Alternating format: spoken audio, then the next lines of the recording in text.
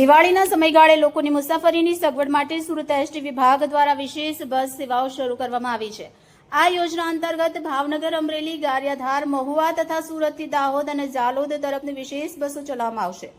Surat ST વિભાગના અધિકારી Shri PV ગુર્જરે જણાવ્યું કે સૌરાષ્ટ્ર તરફ જતી વિશેષ બસો રામચોક અને મોટા વરાછા બસ સ્ટેન્ડથી રવાના થશે, જ્યારે ઝાલોદ અને દાહોદ તરફની બસ મુખ્ય બસ સ્ટેશન રામનગર અને જહાંગીરપુરા બસ સ્ટેન્ડથી ઉપડશે।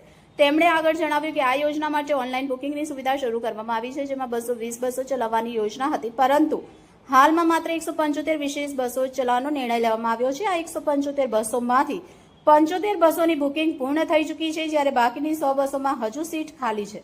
બસમાં ખાલી સીટ ઉપલબ્ધ હોય ત્યારે મુસાફરો બસ સ્ટેન્ડ પરથી કંડક્ટર પાસેથી પણ ટિકિટ ખરીદી શકશે।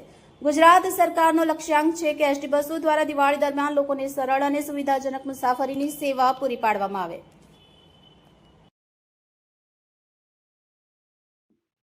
પીવી ગુર્જર, વિભાગીય નિયામક, સુરત। દિવાળી પર્વ નિમિત્તે ગુજરાત સરકાર તેમજ માનનીય મંત્રી શ્રી હર્ષ સંઘવી સાહેબ દ્વારા પ્રેસ કોન્ફરન્સ કરવામાં આવી હતી, જે થકી સુરત વિભાગ દ્વારા એક્સ્ટ્રા બસોનું આયોજન કરેલું છે। આ એક્સ્ટ્રા બસો છે મુખ્યત્વે ભાવનગર, અમરેલી, ગારિયાધાર, મહુવા તેમજ સુરતથી દાહોદ, ઝાલોદ તરફનું એક્સ્ટ્રા બસોનું સંચાલન થશે। આ એક્સ્ટ્રા બસો જે છે સૌરાષ્ટ્ર તરફની એક્સ્ટ્રા બસો રામચોક, મોટા વરાછાથી ગાડી ઉપડશે, તેમજ ઝાલોદ, દાહોદ તરફનું એક્સ્ટ્રા બસો સુરત મેઇન બસ સ્ટેશન ઉપરથી, તેમજ રામનગર, જહાંગીરપુરા ત્યાંથી આ એક્સ્ટ્રા બસોનું સંચાલન થશે। આ જો 1600 બસો છે તે પૈકી 220 ગાડીઓ જે ઓનલાઈન, જે ગુજરાત સરકારનો અભિગમ હતો કે આ એસટી આપને દ્વારે, તે થકી અમે 220 બસો ઓલરેડી અત્યાર સુધી બુકિંગ થઈ ગયેલી છે, જે પોતાની સોસાયટીની આગળ અમે એમને ગાડી આપીશું અને ત્યાંથી તો પોતાના વતનના સોસાયટી સુધી ડાયરેક્ટ જ મુસાફરી કરી શકશે।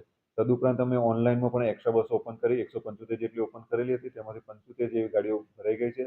100 ગાડીઓમાં હજુ થોડી ઘણી સીટો ખાલી છે, જે બી ભરાઈ જતા અમે વધારાની બી એક્સ્ટ્રા ઓનલાઈનમાં બસો ઓપન કરીશું।